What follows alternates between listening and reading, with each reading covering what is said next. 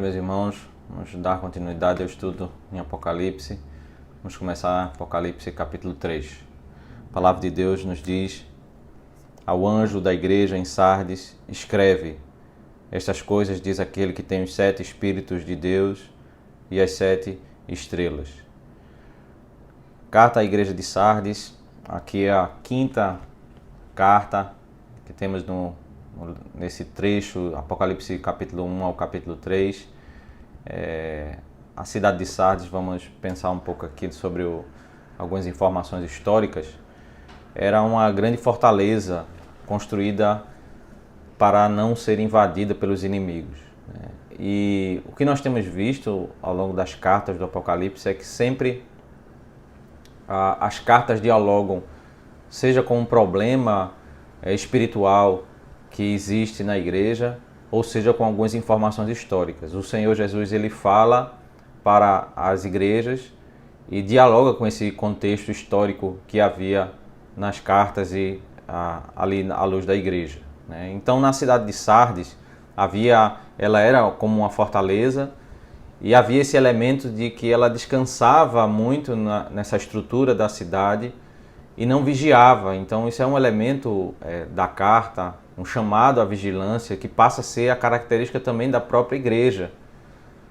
Há o registro histórico em que 549 a.C., eles, por terem essa característica de confiarem muito na estrutura da cidade como uma fortaleza, eles não se prepararam para uma batalha.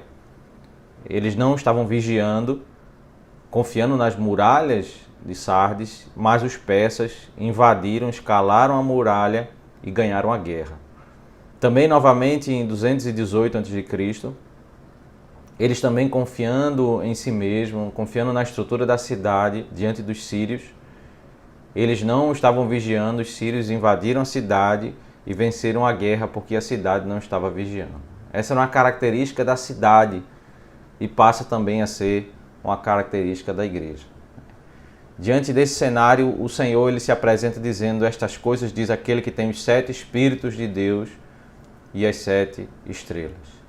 Nós já chegamos à 5ª carta, dentre as 7 cartas, e vemos que sempre o Senhor ele vai falando sobre suas características que tratam especificamente, seja sobre virtudes ou problemas no meio da igreja. E aqui, ao falar que é aquele que tem os 7 Espíritos de Deus e as 7 estrelas, nós temos 2 aspectos importantes sendo destacados.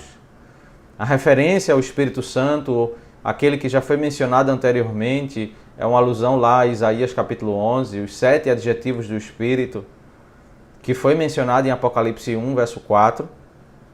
É exatamente isso que a igreja precisa se lembrar e trazer à mente. Uma igreja que está passando por um problema de frieza espiritual, eles precisam voltar os olhos para o Espírito do Senhor, para a vida no Espírito, para beber do Espírito, para que eles possam, de fato, sair dessa apatia e dessa frieza que eles estão vivendo. E aí o Senhor, ele se apresenta falando sobre que ele é aquele que tem os 7 Espíritos de Deus, porque é nesse Espírito que eles têm que buscar o vigor, a força, para eles serem vivificados diante da frieza que eles estão vivendo.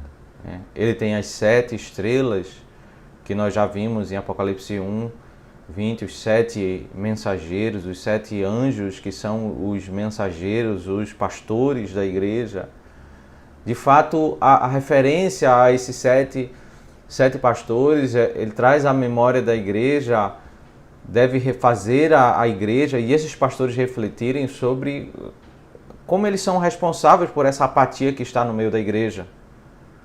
Ele vai tratar sobre a apatia da igreja, mas a apatia que esses homens estão vivendo, e por causa disso eles são responsáveis por esse problema que a igreja está vivendo.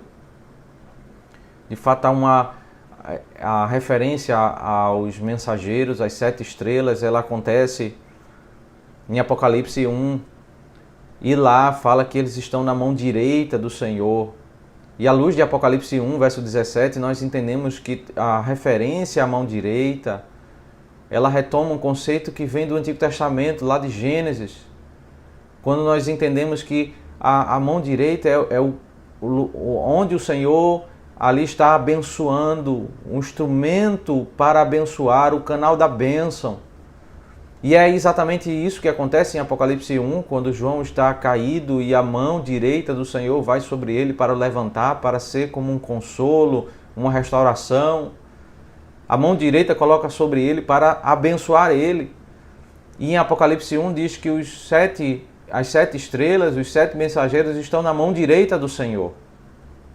Também quando nós observamos o capítulo 2, a primeira carta, a igreja de Éfeso vai fazer referência às 7 estrelas e ali na característica do Senhor diante daquela igreja, ainda no verso 1 diz, estas coisas diz aquele que conserva na mão direita as 7 estrelas. Então a referência às 7 estrelas, juntamente com a mão direita, ao tratar da primeira carta, a carta de Éfeso, traz o conceito de que o Senhor está destacando para aquela igreja esse papel daqueles que ministram a palavra do Senhor, e isso é uma virtude da igreja de Éfeso. Os mensageiros têm sido canal de bênção para a igreja, têm instruído a igreja, porque a característica da igreja de Éfeso havia um problema de perder o primeiro amor, mas havia a virtude de que eles rejeitavam os falsos apóstolos, os falsos mestres, as falsas doutrinas, e eles davam ouvidos ao ensino do Senhor.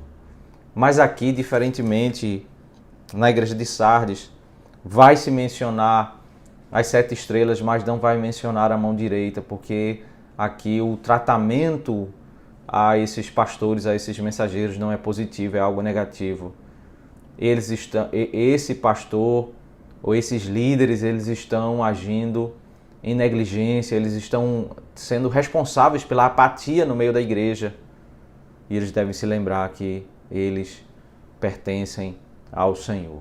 O texto diz que essas coisas diz aquele que tem os 7 Espíritos de Deus e as 7 estrelas. Os mensageiros, eles pertencem ao Senhor, eles devem se lembrar da vocação deles, das responsabilidades deles, porque eles vão prestar contas diante do Senhor, daquilo que eles têm feito para com a igreja. E aí nós temos, ainda no final do verso 1, começa-se a estrutura, o corpo da carta. Quando primeiro nós temos a palavra de condenação, conheço as tuas obras, que tens nome de que vives e estás morto. É um problema que estava na igreja, é que a igreja ela era reconhecida, ela tinha até uma boa reputação, mas ela era verdadeiramente uma igreja morta. Uma igreja que tinha sido tomada completamente pela apatia, tinha sido entranhada por vários relacionamentos com a cultura romana. Nós vamos ver isso no último versículo que trata dessa carta. Se nós olharmos aqui as 4 primeiras cartas, especialmente a primeira, a terceira e a quarta, porque a segunda carta é uma carta que fala é bem elogiosa sobre as virtudes da igreja, mas a primeira e a terceira carta, que são cartas que tratam sobre problemas na igreja, nós chegamos aqui e vemos algumas diferenças. Vemos de fato que na primeira carta havia várias marcas positivas. Na terceira e na quarta carta os problemas começam a aumentar, e na quinta carta nós chegamos aqui ao ponto de não se menciona detalhes, mas a igreja é descrita como uma igreja morta. Os sinais de mistura com o mundo, da corrupção da igreja foram aumentando ao ponto de agora a igreja está ser adjetivada dessa forma, é uma igreja que é uma igreja morta. Mas marcas negativas foram aumentando na terceira e na quarta carta, para chegar aqui na quinta carta nós temos uma igreja quase que tomada por esse cenário. A exortação é ser vigilante e consolida o resto que estava para morrer, porque não tenham achado íntegras as tuas obras na presença do meu Deus. Lembra-te, pois, do que tens recebido e ouvido, guarda-o e arrepende-te. O problema da igreja é o problema que havia na cidade, um problema que havia na própria cultura, que é um problema de vigilância. Eles estão dentro da igreja, eles estão servindo ao Senhor, eles carregam um mesmo problema que é um problema histórico, de que eles não vigiavam como nação, eles não vigiavam como povo do Senhor. E há ainda uns poucos que estão prestes a serem mortos e eles devem ser consolidados, eles devem voltar ao Senhor, eles devem ser revigorados, porque eles estão prestes a morrer diante de um cenário muito grande de apatia, de negligência. Há um resto ainda que precisa ser consolidado, alguns poucos, mas de modo geral o Senhor diz que as obras dessa igreja não são íntegras. Ainda que a igreja de Éfeso, a primeira igreja mencionada, ela tem um erro, mas tantas virtudes são mencionadas. Aqui, ó, o resumo geral sobre a vida dessa igreja é que ela serve ao Senhor, não há elogios, não há atitudes positivas que estão ao lado desses erros que eles estão cometendo, mas de modo geral a igreja é uma igreja morta, em que as suas obras não são completas, não são íntegras, não são agradáveis à presença do Senhor. Há uma exortação para que eles se lembrem de tudo aquilo que eles receberam, daquilo que eles ouviram do Senhor, e eles precisam se arrepender. Eles precisam ouvir com o coração quebrantado para entenderem onde eles têm errado e eles se arrependerem diante do Senhor desse estado que eles estão vivendo, estado de morte. Um chamado para vigilância, um chamado para se voltar ao Senhor, para mudar a direção e voltar a beber da palavra de Deus. E há, como nas demais cartas, uma palavra de ameaça. O texto diz ainda no verso 3, porquanto se não vigiares, virei como ladrão, e não conhecerás de modo algum em que hora virei contra ti. A comparação aqui do Senhor ao Ele mesmo se comparar com o ladrão, não é falando sobre a segunda vinda do Senhor, em que o Senhor ele virá inesperadamente, mas é o momento em que o Senhor vai visitar essa igreja. Por esse estado que eles estão vivendo, o Senhor vai vir uma visitação de juízo. Assim como o ladrão, ele vem inesperadamente, ele vem para fazer aquilo que é contra a pessoa que ele vai roubar. O Senhor, ele vem para fazer algo contra aquela igreja que vive em um estado de morte. Ele vem para visitar com o juízo. Uma visitação de juízo inesperada vai acontecer para com essa igreja do próprio Senhor, porque essa igreja está se apartando, essa igreja está em um estado de corrupção tão grande que nem mesmo se menciona alguns erros, mas ela é adjetivada como uma igreja morta. Há uma palavra de aprovação no sentido de que algumas pessoas, tens contudo em Sardes umas poucas pessoas que não contaminaram as suas vestiduras e andarão de branco junto comigo, pois são dignas. Pessoas que não foram contaminadas com o envolvimento com essas práticas das cerimônias cívicas romanas, essas festas, essas cerimônias da sociedade local, onde eles exaltavam o imperador para terem benefícios no comércio, terem benefícios na vida profissional. Eles não se contaminaram, eles não se corromperam, eles não participaram no que a grande maioria da igreja estava participando, de tal modo que a igreja não era uma igreja viva em Sardes, mas uma igreja igual ao contexto do mundo, igual àqueles que não professavam a fé. Não havia diferença entre a igreja e o mundo, e por isso aquela comunidade é descrita como uma igreja morta. Mas o Senhor havia colocado a mão para preservar apenas alguns poucos que andariam junto com o Senhor, promessa, eles andarão de branco junto comigo, pois são dignas. A recompensa para aqueles que perseveraram diante do Senhor, mesmo em contexto de perseguição e sofrimento. Nós vamos ver isso em Apocalipse 7,14. Se usa essa terminologia, andar vestido de branco com o Senhor, a promessa para aqueles que perseveram mesmo em meio à perseguição. E qual é a promessa do Senhor? A promessa é que o vencedor ele será assim vestido de vestiduras brancas e de modo nenhum apagarei o seu nome do livro da vida. Pelo contrário, confessarei o seu nome diante de meu Pai e diante dos seus anjos. Quem tem ouvidos, ouça o que o Espírito diz às igrejas. Aqui fica muito claro, a partir do verso 5, como o problema dessa igreja está associado ao contexto do envolvimento com a cultura romana. Porque quem não participasse dessas festividades locais e ali não se envolvesse até o ponto de adorar a César, adorar o imperador, participar daqueles sacrifícios e daquele envolvimento daqueles dias, tinha um nome riscado do registro civil. Ele poderia até perder a cidadania romana.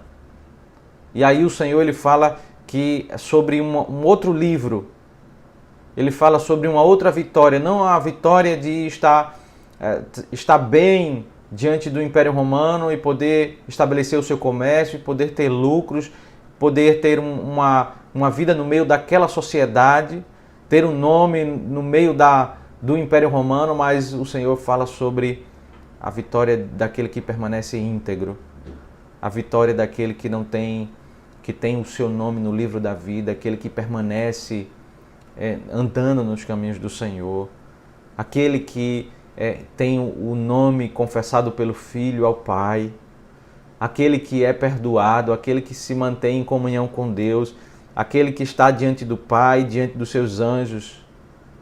Essa é a verdadeira vitória que o Senhor lhe fala aqui para essa igreja, né? A promessa de que a igreja tem ao ser fiel não é sobre os benefícios ao viver neste mundo, mas é andar em comunhão com o Senhor.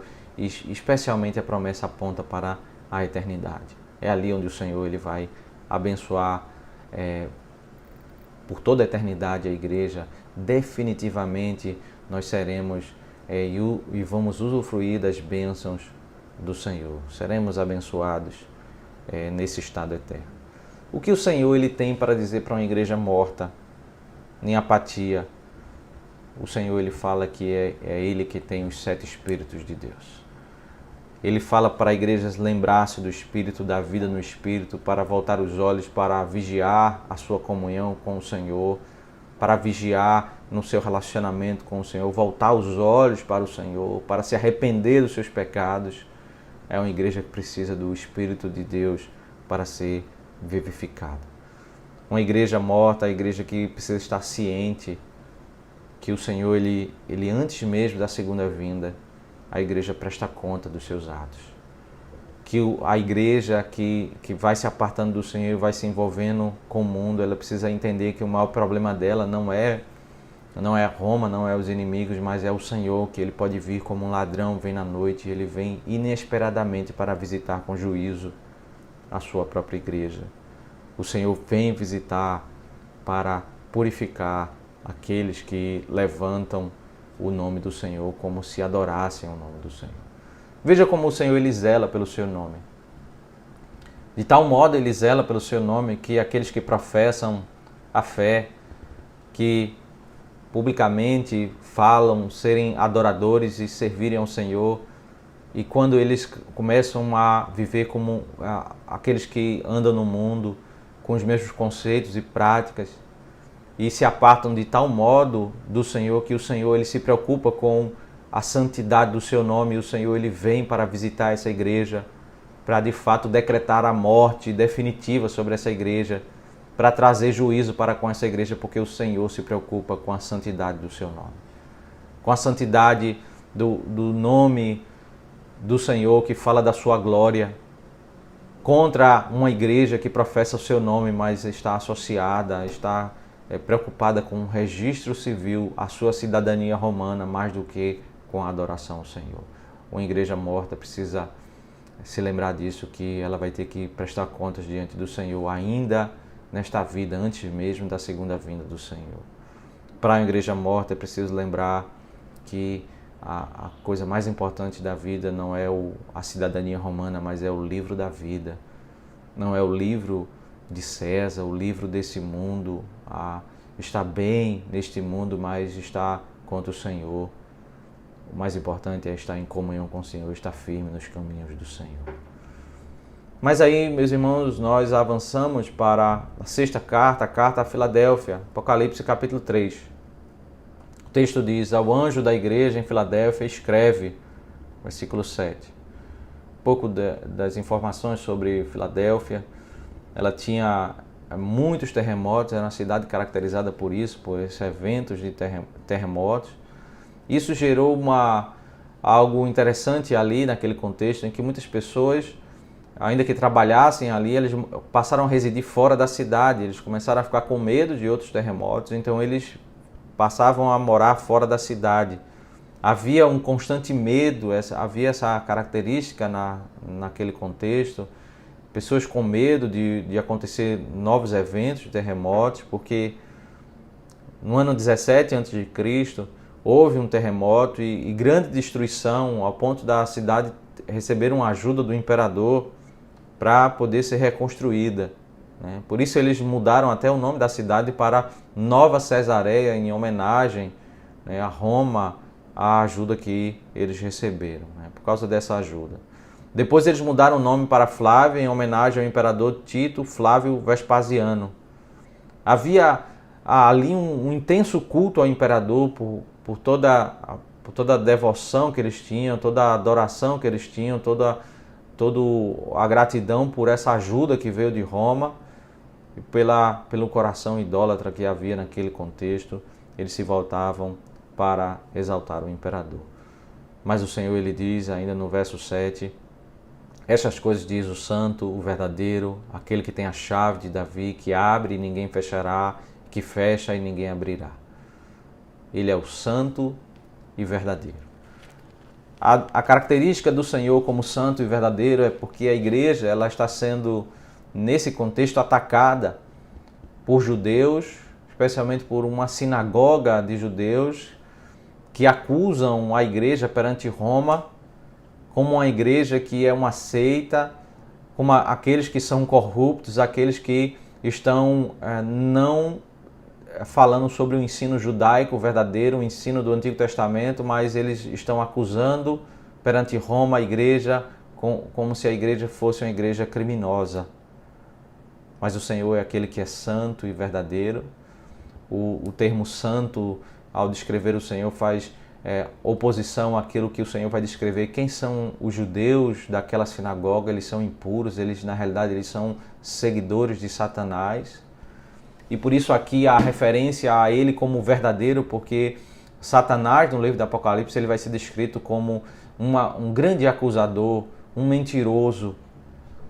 E é isso que os judeus estão fazendo, eles estão imitando Satanás ao levantar acusação contra a igreja. Eles estão mentindo e acusando, eles estão sendo impuros e mentirosos, mas o Senhor é santo e verdadeiro. O Senhor é aquele que tem a chave de Davi. Ainda que todo o cenário aponte para a destruição dessa igreja, porque os judeus estão contra a igreja, os romanos estão contra essa igreja. A igreja não tem poder para lutar como um exército contra o Império Romano ou contra os judeus, mas o Senhor é aquele que tem a chave de Davi, aquele que abre e ninguém pode fechar. É aquele que domina, é aquele que, de fato, ele é o soberano ao governar e ele vai determinar a proteção sobre essa igreja. Ainda que tantos inimigos estão voltados contra a igreja, o Senhor vai converter inimigos em soldados do Senhor. O Senhor vai mover coração dessas pessoas. Os corações deles serão transformados de alguns inimigos para eles se tornarem adoradores do Senhor. Em seguida, no corpo da carta, nós temos a palavra de aprovação. Conheça as tuas obras. Eis que tenho posto diante de ti uma porta aberta, a qual ninguém pode fechar. Que tens pouca força, entretanto guardaste a minha palavra e não negaste o meu nome. Palavras de elogio, palavras de uma promessa em que todo o cenário parece tão fechado. O Senhor ele vai abrir uma porta. E essa referência nas Escrituras é sempre voltada para a evangelização, uma porta para eles proclamarem a verdade de Deus, para eles proclamarem aquilo que é a vontade do Senhor. Eles estão sendo acusados de serem uma seita, de serem mentirosos, mas o Senhor vai abrir uma porta para eles proclamarem a verdade de como eles estão adorando o Deus verdadeiro de modo correto, como eles estão exaltando o Senhor Jesus Cristo, que é o verdadeiro Rei dos Reis e Senhor dos Senhores. Ninguém vai poder fechar, nem o governador, nem a sinagoga, nem os judeus. Ainda que eles estão vendo a fraqueza deles, eles não têm força, mas não diz respeito à capacidade deles, o quanto eles podem fazer, mas diz respeito ao poder do Senhor. O Senhor é quem tem força, o Senhor é quem vai fazer essa obra na vida da igreja. O Senhor, Ele olha para a igreja e diz: você guardou a minha palavra e não negou o meu nome. Mesmo nesse contexto de tanta oposição, seja do Império Romano como dos judeus, eles com tanta fragilidade, não com o vigor, a força deles, mas pela graça do Senhor, eles perseveraram, eles guardaram o nome do Senhor. Eles tinham pouco vigor no contexto de tribulação, mas eles foram perseverantes, eles guardaram a palavra do Senhor e não negaram o seu nome. Esse era o projeto da sinagoga de Satanás, que eles abandonassem a fé, que por causa da perseguição e da dificuldade eles abandonassem o nome do Senhor, negassem o nome do Senhor, mas eles preferiram andar bem com Deus do que andar bem com os homens. Eles preferiram andar num caminho totalmente oposto à igreja de Sardes. A igreja de Sardes é uma igreja que anda bem com o Império Romano, mas com o Senhor ela é uma igreja morta. Mas essa igreja, ela, com pouca força, com toda a dificuldade, todas as consequências que ela vivenciou por causa das suas decisões, ela é uma igreja viva, é uma igreja com toda a dificuldade. E há uma palavra de condenação, mas o interessante aqui nessa carta é que a palavra de condenação não é para a igreja. A palavra de condenação é para os perseguidores dessa igreja. Eis que farei que alguns dos que são da sinagoga de Satanás, desses que a si mesmos se declaram judeus e não são, mas mentem, eis que os farei vir e prostrar-se aos seus pés, e conhecer que eu te amei. Porque guardaste a palavra da minha perseverança, também eu te guardarei da hora da provação que há de vir sobre o mundo inteiro, para experimentar os que habitam sobre a terra. A palavra, sempre na estrutura das cartas, nós temos, depois da palavra de aprovação, uma palavra de condenação, de reprovação. E aqui essa palavra voltada para os inimigos da igreja, especialmente a sinagoga de Satanás. Veja, não é que o Senhor está dizendo que todos os judeus são sinagoga de Satanás, são um ajuntamento de Satanás, mas ele está falando sobre essa sinagoga, dessa cidade. Eles estão agindo, o modo como eles estão agindo, eles são inimigos do Senhor, eles são um ajuntamento que trabalha em favor de Satanás. E essa referência aqui é especialmente sobre a característica da acusação, porque Satanás é descrito como o grande acusador. Eles se declaram judeus, verdadeiros servos de Deus, mas eles vão ao Império Romano e ali eles dizem mentiras. Eles acusam a igreja. Eles proclamam defender a verdade, mas o texto diz, mas mentem. Eles dizem serem defensores da verdade, mas eles são mentirosos e acusadores. Muito parecido com a narrativa do livro de Atos, quando os grandes inimigos da igreja são os judeus que se levantam continuamente para irem ao Império Romano e de proferirem mentiras, acusando a igreja de ser uma seita, de defenderem um falso ensino, uma falsa adoração ao Deus de Israel. Eles proclamam serem os verdadeiros seguidores de Deus e eles passam a acusar a igreja e fazerem o mesmo papel que Satanás faz e por isso eles se tornam sinagoga de Satanás ao serem acusadores e perseguidores da igreja. O Senhor é aquele que é santo e verdadeiro. Aqueles que perseguem a igreja são mentirosos e são impuros, são sinagoga de Satanás. O Senhor, ele inverte, a condenação não vai para a igreja, mas a condenação vai para os perseguidores da igreja, porque guardaste a palavra da minha perseverança.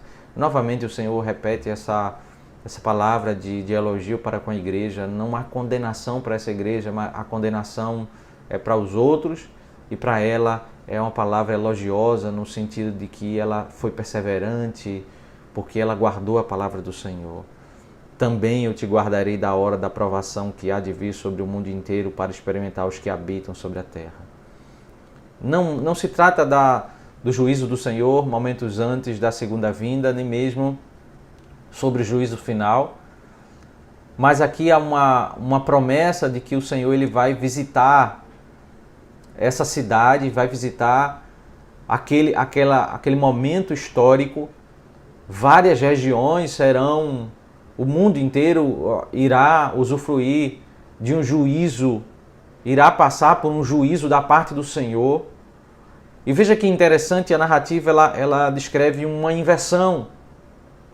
Ela descreve que aqueles que estão servindo ao Senhor estão passando por dificuldades e eles permanecem fiéis. Existem a sinagoga dos judeus que servem como Satanás, são mentirosos. O Império Romano os estão perseguindo, mas agora o Senhor está preservando essa igreja. Mas agora o Senhor ele vai inverter, ele vai trazer um juízo para todo o mundo e essa igreja vai ser protegida. Ainda antes da segunda vinda, ainda antes do juízo final, o Senhor ele vai fazer uma inversão, ele vai trazer sofrimento e dor para os perseguidores e vai fazer uma proteção para com a igreja do Senhor. Interessante que também aqui, nesses versos 9 e 10, nós temos uma palavra de como alguns dos elementos de como o Senhor ele vai fazer essa inversão. Um desses é esse momento de tribulação que vai haver em toda a região, uma provação durante todo aquele contexto que eles vão viver, vai experimentar os habitantes da terra. Esse vai ser um dos aspectos que vai acontecer. Mas um outro que foi mencionado antes é que o Senhor diz que eis que os farei vir e prostrar-se aos teus pés e conhecer que eu te amei. O Senhor ele diz que ele vai fazer algo com essa sinagoga semelhante àquilo que ele fez com Saulo. O grande perseguidor, o grande instrumento daquele que acusava e perseguia a igreja, ele foi transformado em proclamador do Evangelho. Ele se prostra diante do Senhor e vai diante da igreja, reconhecer a igreja como uma igreja verdadeira, a comunidade como uma comunidade de adoradores do Senhor. O Senhor promete que faria isso com alguns daqueles da sinagoga de Satanás. Alguns daqueles judeus seriam convertidos ao Senhor. Eles iriam reconhecer, eles iriam prostrar-se aos pés, reconhecendo a igreja como uma igreja verdadeira, de conhecer que o Senhor de fato amava a igreja, o Senhor de fato havia levantado aquela igreja para adorar o Senhor. Eles teriam judeus convertidos e eles seriam protegidos durante dias de tribulação que eles iriam enfrentar. O Senhor traz essa palavra de conforto para aquela igreja que estava passando tantas dificuldades. A exortação é: venham sem demora, conserva o que tens para que ninguém tome a tua coroa. Há uma promessa e logo em seguida a palavra de exortação, que é para que a igreja conserve, para que a igreja permaneça no seu caminho vitorioso, para ser abençoada pelo Senhor na vinda do Senhor, para não perder a sua coroa, que é de fato a sua verdadeira vitória. O venho sem demora aqui não é referência à segunda vinda, mas a essa promessa de que o Senhor iria inverter o quadro.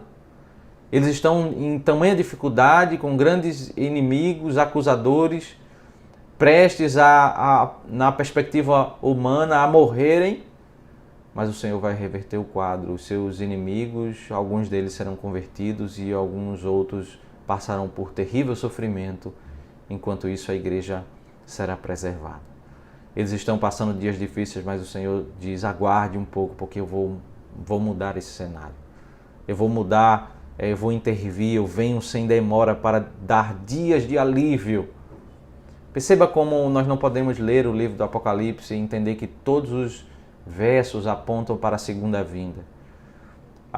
O Senhor está falando para aquela igreja naqueles dias, lidando com os problemas daquela igreja e dando palavras de promessa para aquela igreja, para que ela descanse no Senhor, porque o Senhor está cuidando daquela igreja. O Senhor tem palavras de que o Senhor vai aliviar os dias daqueles irmãos diante das dificuldades que eles estão enfrentando. Conservas o que tens. O Senhor, ainda que eles são fiéis, ainda que eles caminham no Senhor, eles jamais podem se apartar do princípio de que todos nós devemos vigiar. Eles não devem cair no caminho, no erro que Sardes cometeu, que achar que por qualquer caminho eles podem descansar do entendimento de que eles sempre dependem de Deus, eles sempre precisam de andar em comunhão com o Senhor. Jamais nós devemos nos apartar disso. Eles devem sempre conservar, caminhar com perseverança, entendendo que todos nós dependemos continuamente do Senhor. Não existe, meus irmãos, uma ameaça para a igreja. É uma carta de fato que destaca as virtudes e como o Senhor elogia a igreja. A promessa ao vencedor, falo-ei coluna no santuário do meu Deus, e daí jamais sairá. Gravarei também sobre ele o nome do meu Deus, o nome da cidade do meu Deus, a nova Jerusalém que desce do céu, vindo da parte do meu Deus, e o meu novo nome. Quem tem ouvidos, ouça o que o Espírito diz às igrejas. Ele será, o vencedor vai ser como uma coluna do santuário. Vamos entender esses termos à luz do que vem em seguida, quando diz, e dali jamais sairá. O Senhor ele está dialogando sobre o que é a vida vitoriosa, o que vai ser a vida na eternidade, muito diferente desse contexto de vida que eles têm ali, quando há aquele clima de tensão e por causa dos terremotos, muitos moram fora da cidade, eles saem da cidade para dormir, depois eles voltam para trabalhar. Eles não moram ali porque eles sempre vivem debaixo dessa preocupação se vai haver um novo terremoto, uma nova dificuldade, uma nova tribulação. Mas o Senhor fala sobre o descansar na eternidade dessa nova cidade, quando nós seremos como uma coluna no santuário, estaremos tão firmes que dali nós não vamos nos preocupar de sair, nós vamos ter paz, nós vamos ter tranquilidade de vivermos na presença de Deus, de vivermos diante dele em segurança, em proteção, por estarmos diante do Senhor. Depois fala sobre o gravar do nome, o nome de Deus, o nome da cidade do meu Deus, a nova Jerusalém que desce do céu, vinda da parte do meu Deus, e o meu novo nome. Os crentes seriam marcados como verdadeiros servos de Deus. Há uma marca aqui do livro do Apocalipse, é que os servos do inimigo, do Satanás, eles serão marcados pelo inimigo. Mas também Apocalipse diz que os servos de Deus, eles serão marcados pelo Senhor. Eles serão como que separados, marcados como verdadeiros, como aqueles que são os verdadeiros servos de Deus. Veja, o Senhor ele está dialogando com a acusação. A sinagoga daqueles judeus, ele está dizendo que eles são uma seita, que eles não são os verdadeiros servos de Deus, eles não seguem o ensino do Antigo Testamento. O Senhor diz, esses serão marcados. Esses são marcados com o meu nome, o nome da cidade. Eles são cidadãos dessa cidade, dessa nova Jerusalém. Eles são aqueles que pertencem ao reino, são aqueles que são os verdadeiros adoradores do Senhor. Eles não são um grupo de mentirosos, mas eles são aqueles que são marcados pelo Senhor. Os acusadores da igreja, na realidade, são chamados de sinagoga de Satanás. Mas os acusados são chamados daqueles que têm o nome do Senhor sobre suas vidas. Eles são marcados como cidadãos da Nova Jerusalém. Não com o nome, aquela marca dessa cidade que teve o nome para Nova Cesareia, em homenagem ao imperador, ao benefício do Império Romano ter dado a eles a ajuda para a reconstrução da cidade. Esses cidadãos, eles não têm o nome Nova Cesareia sobre eles, mas eles têm o nome do Senhor, da sua cidade, na Nova Jerusalém. Isso indica como a igreja era, de fato, pertencente ao Senhor. Poderia haver várias acusações, mas a igreja que está no Senhor, que permanece firme, ela pode ser perseguida pelo Império Romano, ela pode ser rejeitada pelos judeus, mas ela é aquela que pertence ao Senhor. Ao final, nós temos aquela expressão que se repete em todas as cartas: quem tem ouvidos, ouça o que o Espírito diz às igrejas. Há uma igreja específica, a problemas específicos que havia naquela igreja, mas de fato essa carta ela tem aplicações para todas as igrejas de todas as eras e nisso nós devemos aprender. Chegamos, meus irmãos, ao fim de analisar essas duas cartas e creio que nós podemos refletir em alguns conceitos sobre esse estudo que nós fazemos. Me parece, claro, que as cartas para essas igrejas elas caminham numa estrutura agora mais avançada, né? Uma estrutura mais consolidada. Nós podemos ver isso em dois aspectos, né? Primeiro, se nós compararmos a quinta igreja, a igreja de Sardes, olharmos a carta que foi escrita para ela e compararmos com as igrejas anteriores a ela, vamos olhar diante das 4 cartas anteriores, vamos mencionar apenas as três ali, porque são 3 cartas com problemas, né? A segunda igreja é uma igreja que tem elogios, não tem problemas, mas a primeira, a terceira e a quarta são igrejas que têm problemas. E nós vamos ver, se nós compararmos a igreja de Sardes com Éfeso, Pérgamo e Tiatira, nós vamos ver uma diferença, um caminhar agora, um cenário mais consolidado na igreja de Sardes. Consolidado, podemos dizer, no sentido negativo, porque a igreja de Éfeso é uma igreja com muitas virtudes. E começa a mencionar ali um problema. No segundo nível ali de problema, nós podemos dizer assim, a igreja de Pérgamo, que é a terceira igreja, e Tiatira, que é a quarta, nós vamos ver igrejas ali muito semelhantes à terceira e à quarta, e vamos ver que tem mais problema do que elogio. São igrejas que começam a ter o entrar de falsas doutrinas, problema que Éfeso não tinha. Eles já estão absorvendo esse relacionamento com o mundo, né? Problemas ali com a doutrina de Balaão, doutrina dos Nicolaitas, como uma pessoa que tem uma figura muito semelhante a Jezabel e que já tem seguidores no meio da comunidade. Quando nós chegamos na quinta igreja, a quinta carta ali, nós vemos que nem se menciona problemas específicos. A carta ela narra um cenário de completa morte. A igreja foi tomada pela morte. Não menciona que há um problema específico, como é mencionado nas cartas anteriores, mas o nível de problema já se enraizou naquela igreja de tal modo que a igreja é descrita como uma igreja morta. Parece, meus irmãos, que isso indica esse cenário de que a quinta, sexta e sétima igreja elas estão numa estrutura mais consolidada, uma estrutura mais de nível de corrupção, tanto a quinta como a sétima igreja, mas a sexta igreja numa estrutura bem mais consolidada no sentido da fidelidade ao Senhor.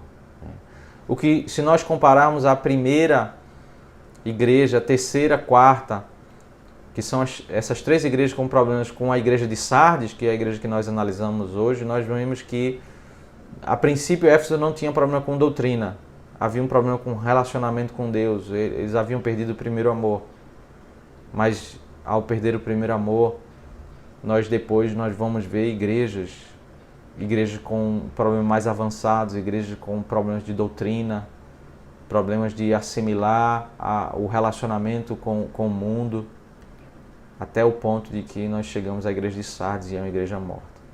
De fato, é onde a igreja vai terminar se ela não tiver bem o seu relacionamento com Deus, se ela não estiver firme nas verdades doutrinárias, no entendimento do que é a separação entre o puro e o impuro. A igreja termina no estado da igreja de Sardes, onde não mais se menciona problemas específicos, mas a igreja é tratada como um todo, uma igreja morta.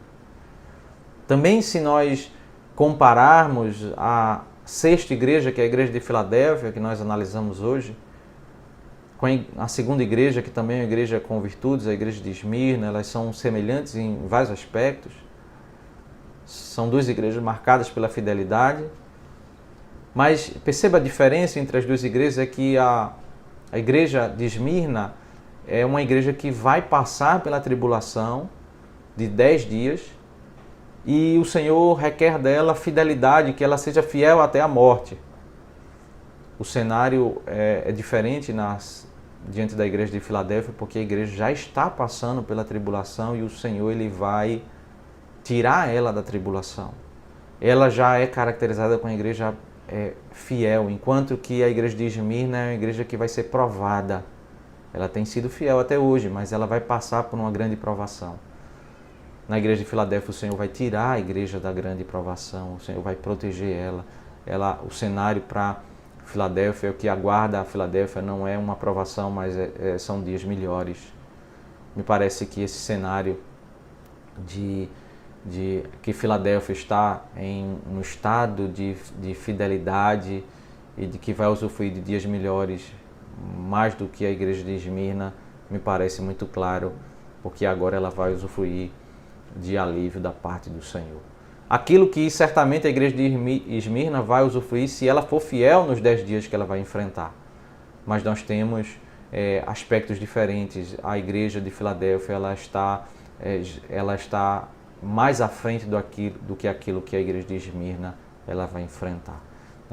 Tribulação, fidelidade e depois alívio da parte do Senhor. Esse é o cenário que nós podemos entender à luz da comparação entre essas duas igrejas, entendendo que Filadélfia está mais consolidada. O que nós podemos concluir à luz dessas comparações com as igrejas, quando nós olhamos as igrejas, é que, de fato, há um tom no livro do Apocalipse, há um ensino sobre os dois caminhos. Para onde as igrejas estão caminhando, existem, de fato, diferentes realidades, diferentes circunstâncias e contextos históricos, diferentes estágios e profundidades, mas podemos resumir aqui em dois caminhos. Esse é o tom do livro. Igrejas que caminham para serem purificadas e caminham mais firme para a glória do Senhor, como a segunda igreja e a sexta igreja. Mas igrejas que caminham também para o esfriamento, para a corrupção, igrejas que caminham até o ponto de serem descritas como igreja morta. E me parece que muito claro que diante de 7 igrejas há um destaque muito maior sobre o elemento da corrupção do que o elemento da fidelidade.